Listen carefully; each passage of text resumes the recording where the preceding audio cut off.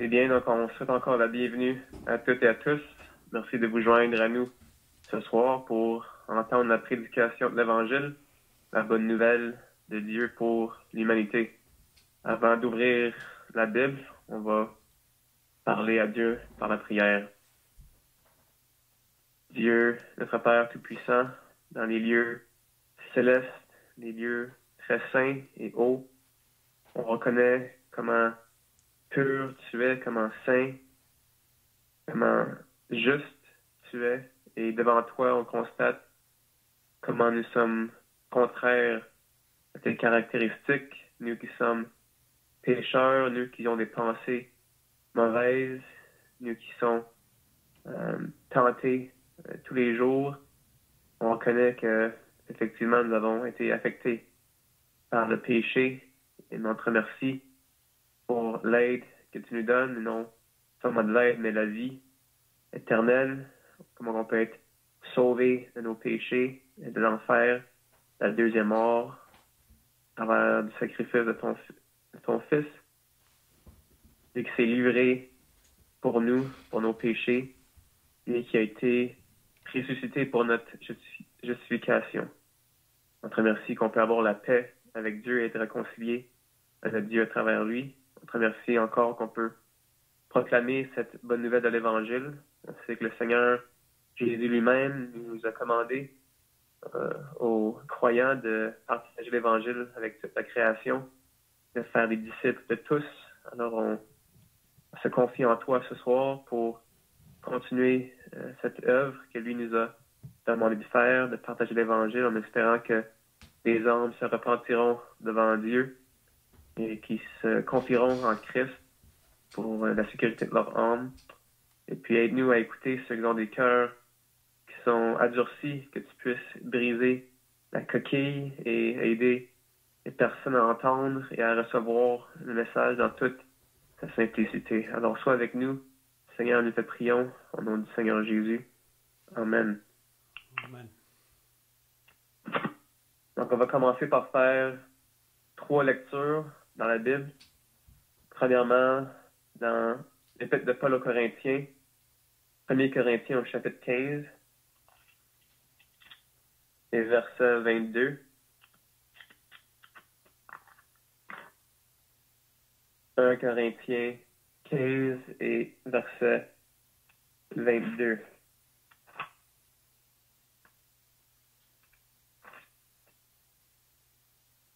Vraiment le chapitre 15 de 1 Corinthiens, le chapitre de la résurrection. On ne va pas prendre le temps de tout le lire ce soir, mais si par après vous avez le temps, je vous encourage fortement à le lire. On va juste prendre une petite lecture au verset 22. Il dit enfin, on va commencer à verset 20, juste pour un peu de contexte. Mais maintenant, Christ est ressuscité des morts. Il est le prémisse de ceux qui sont morts. Car puisque la mort est venue par un homme, c'est aussi par un homme qu'est venue la résurrection des morts. Et comme tous meurent en Adam, de même aussi tous revivront en Christ. Donc on a lu car puisque la mort est venue par un homme, on sait par la Bible que cet homme est Adam qui a péché ou désobéi Dieu. On va en arrière loin assez, ça serait notre arrière grand-père. Beaucoup plus loin que ça, évidemment, mais notre premier parent qui a désobéi Dieu. Donc, puisque par un homme est venue la mort, c'est aussi par un homme qu'est venue la résurrection des morts.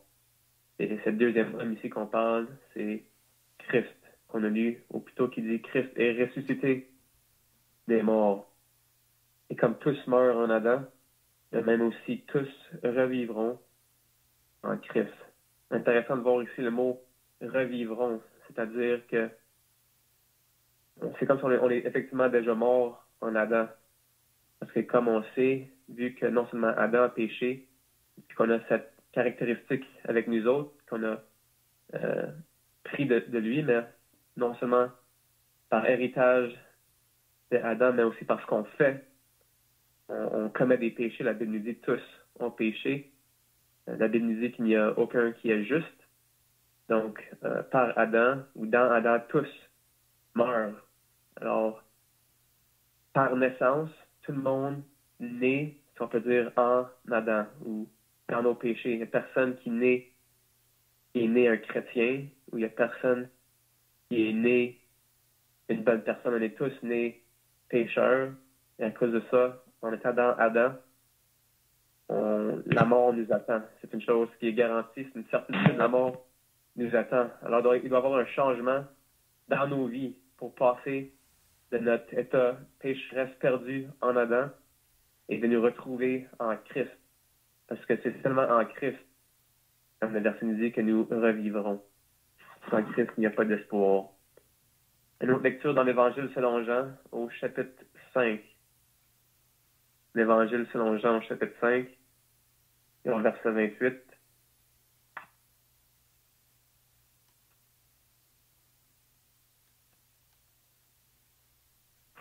Jean, chapitre 5, et verset 28. Ici, ce sont les paroles du Seigneur Jésus, qui dit « Ne vous étonnez pas de cela, car l'heure vient où tous ceux qui sont dans les sépulcres, tous ceux qui sont morts, entendront sa voix et en sortiront.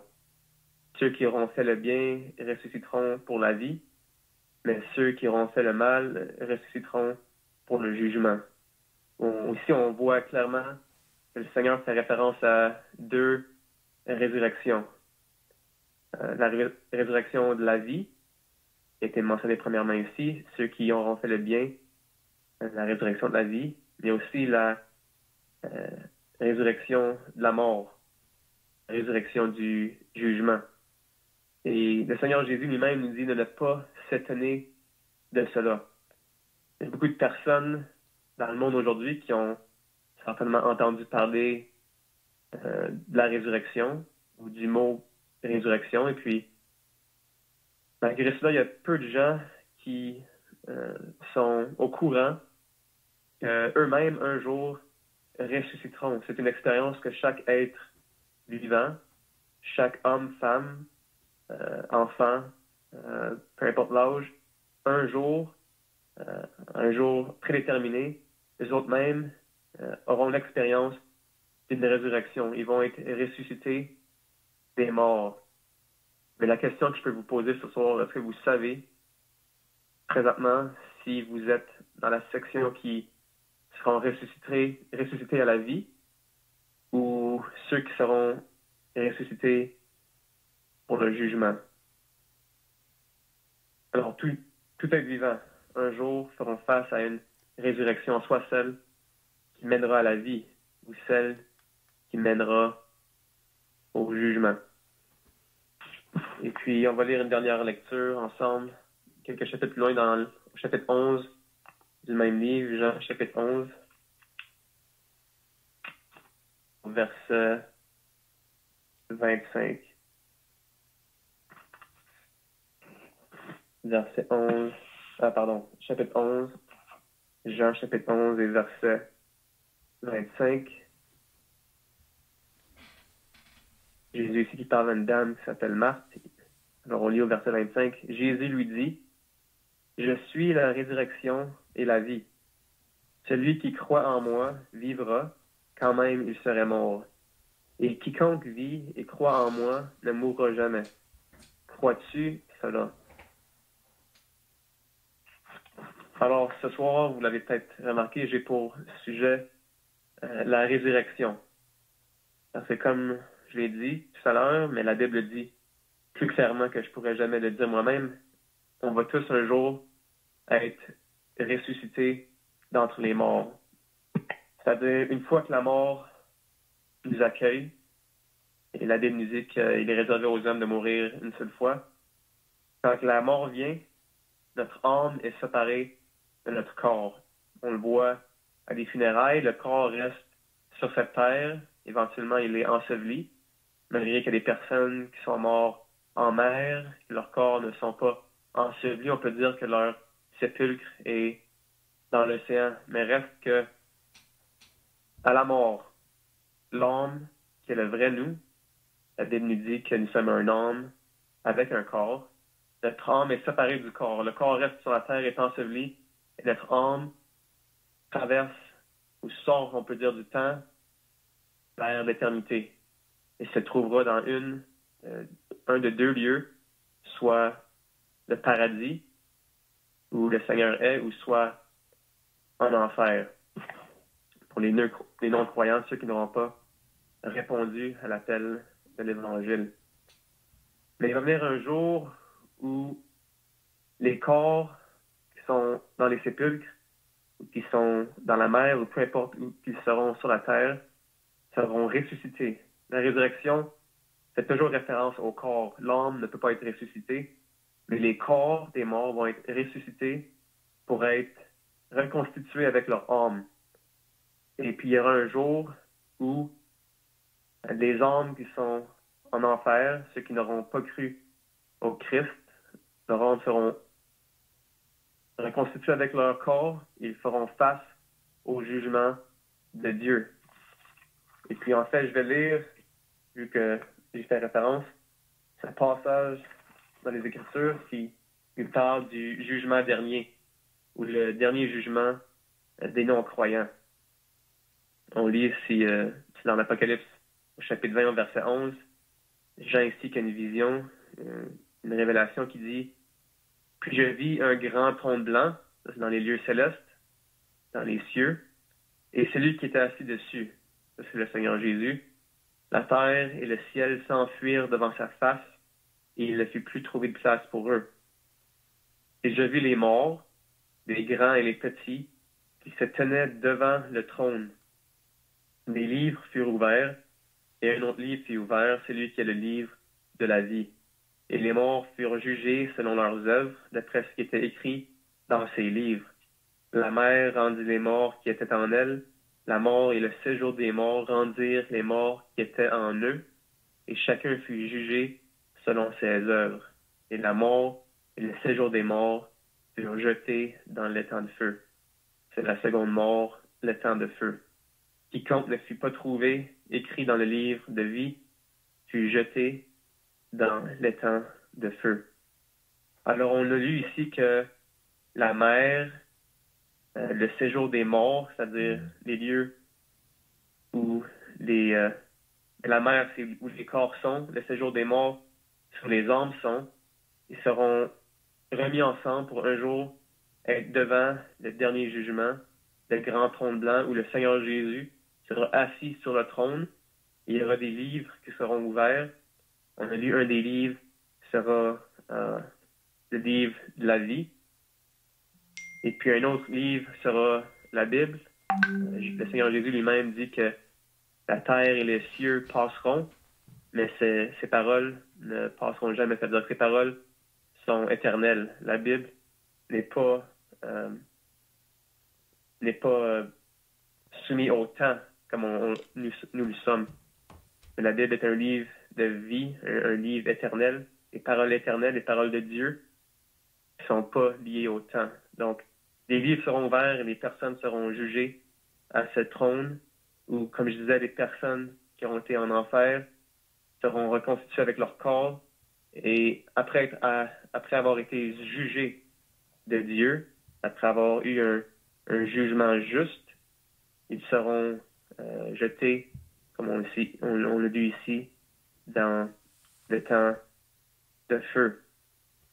Et puis ici, c'est un jugement juste. Il n'y aura personne à ce jugement qui pourront dire qu'ils n'ont pas eu une juste sentence. Tout le monde aura la bouche fermée. Ils seront en accord avec le jugement qui leur seront donnés. Et puis, on peut voir ici que dans cette scène de jugement, il n'y a pas de grâce, si je peux dire. Il n'y a pas de période de miséricorde ou de rien de cela. C'est juste un jugement juste. Et là, vous pouvez vous dire, est-ce que Dieu n'est pas miséricordieux? Est-ce qu'il n'est pas plein de grâce? Puis ma réponse serait, effectivement, il l'est. Mais le jour de grâce, le jour de miséricorde est aujourd'hui. Parce qu'à ce jour de jugement, il sera trop tard, il n'y aura plus de grâce, il n'y aura plus de possibilité pour les hommes d'être pardonnés. Que le jour du pardon, comme la Bible nous dit, est aujourd'hui. Aujourd'hui est le jour favorable, le jour du salut. Alors ici, c'est un jugement que j'espère que personne d'entre nous feront face, parce que certainement, je veux pas que personne se trouve là. Je pense que si vous êtes honnête avec vous autres, vous-même, vous ne voudriez pas vous trouver là, non seulement devant le grand trône blanc, mais jeté dans le temps de feu pour toute l'éternité, où les hommes vont être donnés un corps immortel, si je peux dire, où ils pourront endurer le jugement de Dieu éternellement. Mais je remercie Dieu que Dieu est justement un Dieu qui ne veut pas qu'aucune personne n'aille dans ce lieu d'horreur appelé l'étang de feu. On lit dans la Bible que ce n'est pas la volonté de Dieu que qu'aucune âme ne périsse. Dieu est un Dieu, effectivement, comme je l'ai dit, plein de miséricorde, plein de grâce, plein de bonté. Et il n'est pas juste un Dieu qui nous dit qu'il est un Dieu d'amour, qui nous dit qu'il veut pas qu'on périsse, mais un Dieu qui nous a prouvé justement son amour et il a agi sur ses paroles d'amour. Souvent, c'est facile pour les hommes, les êtres humains, de dire qu'ils aiment quelqu'un. C'est facile pour nous de dire qu'on aime notre époux, notre épouse. C'est facile pour nous de dire qu'on aime nos enfants, nos amis. Mais souvent, par nos actions, on remarque que c'est plus difficile d'agir sur nos paroles. Mais Dieu est un Dieu qui agit sur ses paroles, qui a prouvé son amour envers nous. Parce que lorsque nous étions encore des pécheurs, Christ est mort pour nous. Voilà la plus grosse preuve de l'amour de Dieu. Il a envoyé lui-même son Fils unique pour mourir justement pour nos péchés. Lui qui a subi ce jugement que nous méritons, il a lui-même pris sur son corps et puis il a enduré le jugement divin de Dieu afin que quiconque croit en lui, la Bible nous dit, ne périsse point, mais qu'il ait la vie éternelle. Et quand on dit périr, c'est justement une personne qui périt, une personne qui va finir par être en enfer, faire face à ce jugement dernier, au grand trône blanc, pour enfin passer l'éternité dans le temps de feu. Ça, c'est périr. Mais Dieu ne veut pas justement qu'on périsse, il veut qu'on ait la vie éternelle pour être toujours dans les cieux. Alors, comment éviter ce jugement dernier, le temps de feu? Eh bien, c'est justement comme le Seigneur Jésus le dit lui-même. Il dit, « Je suis la résurrection et la vie.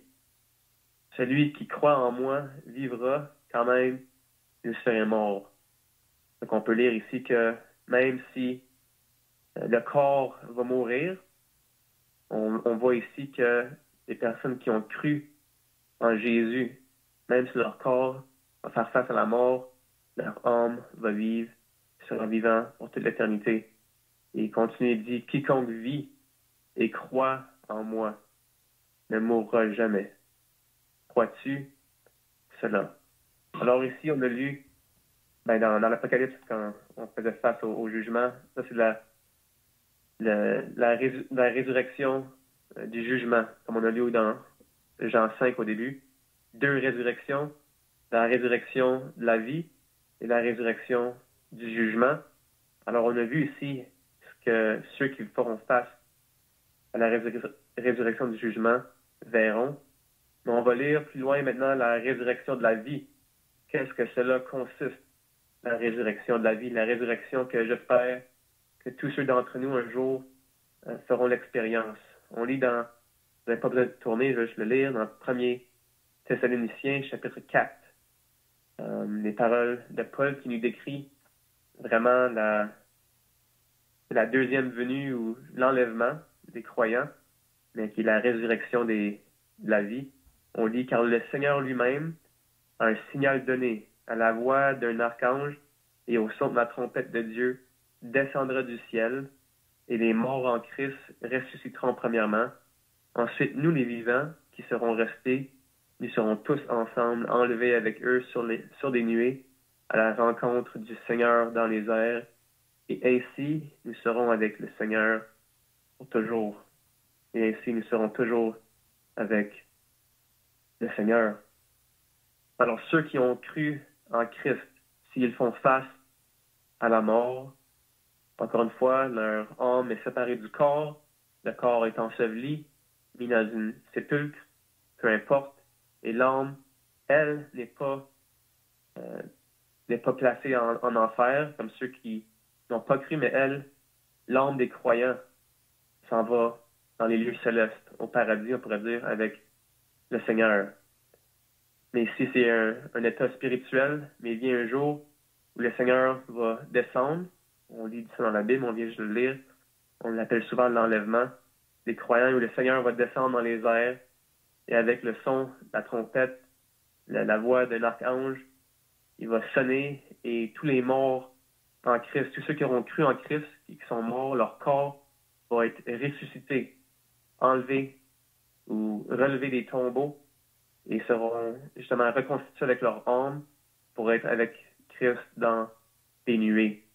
Ils seront donnés un corps, eux autres aussi, immortel, un corps incorruptible, qui auront avec eux autres pour toujours.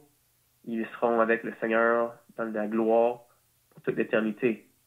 Et ceux qui seront encore vivants à ce même événement, ceux qui auront cru en Christ, les croyants, quand le Seigneur va revenir, les autres aussi, ils vont être enlevés, mais ils n'auront pas fait face à la mort. C'est pour ça qu'on lit, comme je vais te lire dans Jean 11, 25, quand Christ dit « Quiconque vit et croit en moi ne mourra jamais. » C'est-à-dire, si le Seigneur revient, les croyants ne feront pas face à la mort parce que leur corps va être enlevé en même temps que le Seigneur revient. Alors, j'espère que c'est pas trop de détails, mais vraiment l'important, c'est de savoir que chaque être va faire face à deux résurrections. On a lu que tous, en Adam, vont mourir. C'est-à-dire que si on meurt dans nos péchés, si on meurt sans avoir fait connaissance au Seigneur Jésus, si on s'est jamais repenti, on n'a jamais cru au Seigneur Jésus, lorsqu'on va mourir un jour prédestiné, nous allons faire face à la résurrection du jugement. On va faire face justement au jugement de Dieu. On va enfin finir dans le temps de feu. Mais ceux qui ont cru en Christ, ceux qui sont nés de nouveau, ceux qui sont sauvés, ce sont tous des mots synonymes, des croyants. Eux autres, s'ils font face à la mort, un jour leurs corps seront ressuscités, enlevés des tombeaux pour être avec le Seigneur au paradis dans les ciels pour toute l'éternité. Alors pour vous ce soir, où est-ce que vous vous situez présentement? Si vous étiez pour faire face à la mort ce soir, est-ce que vous ferez face à la résurrection de la vie ou est-ce que vous ferez face à la résurrection de la mort? Et on sait, comme Jésus nous dit, il nous dit lui-même qu'il est la résurrection de la vie.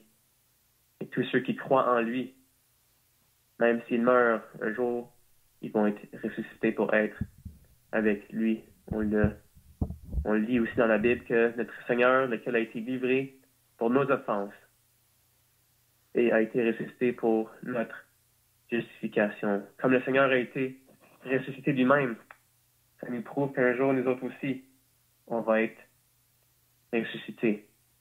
Alors, le choix est à vous ce soir. Dieu vous offre un autre jour de grâce, un autre moment opportun pour prendre ces paroles, pour les croire, parce que vraiment la différence, ce qui fait la différence entre ces deux résurrections-là, ce sont les trois derniers mots du verset 25 de chapitre 11, quand le Seigneur dit « Crois-tu cela? » Il dit « Je suis la résurrection et la vie. Celui qui croit en moi vivra, quand même il sera mort, et quiconque vit et croit en moi ne mourra jamais. Crois-tu cela? » Alors le Seigneur Jésus vous pose cette question ce soir. Crois-tu cela?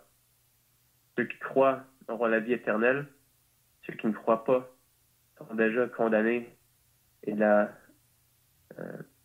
rage de Dieu demeure sur eux autres. Le Seigneur Jésus lui-même lui dit, dans un autre chapitre, dans Jean, il dit, en vérité, je vous le dis, celui qui croit en moi a la vie éternelle. Alors, la prière ce soir est que vous allez vous tourner vers le Seigneur Jésus, parce que c'est une certitude, la Bible, Dieu lui-même, Dieu qui ne peut pas mentir, nous dit qu'un jour, tous vont être ressuscités.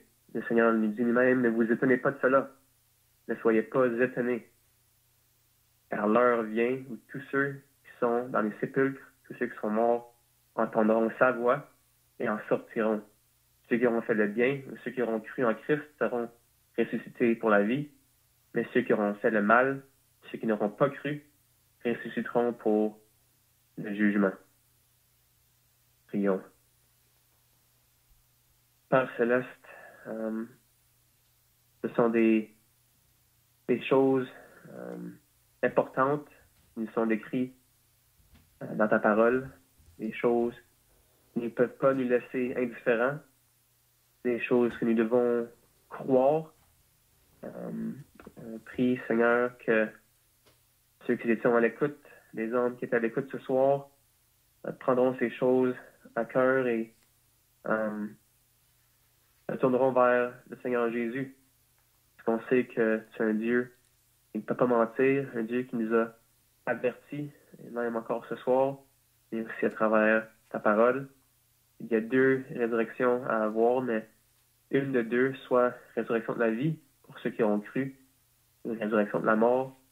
Et on sait que le Seigneur Jésus a été ressuscité des morts pour nous prouver justement que ces choses sont vraies, pour nous prouver qu'il y aura un jugement pour les non-croyants, mais aussi pour nous prouver qu'il y aura une résurrection pour les croyants qui seront pour toujours avec lui dans les lieux célestes. Alors on prie ta bénédiction sur ta sainte parole ce soir, et on prie que des hommes croiront à l'Évangile, en parole Seigneur Jésus, il dit que tous ceux qui croiront en son nom auront la vie éternelle.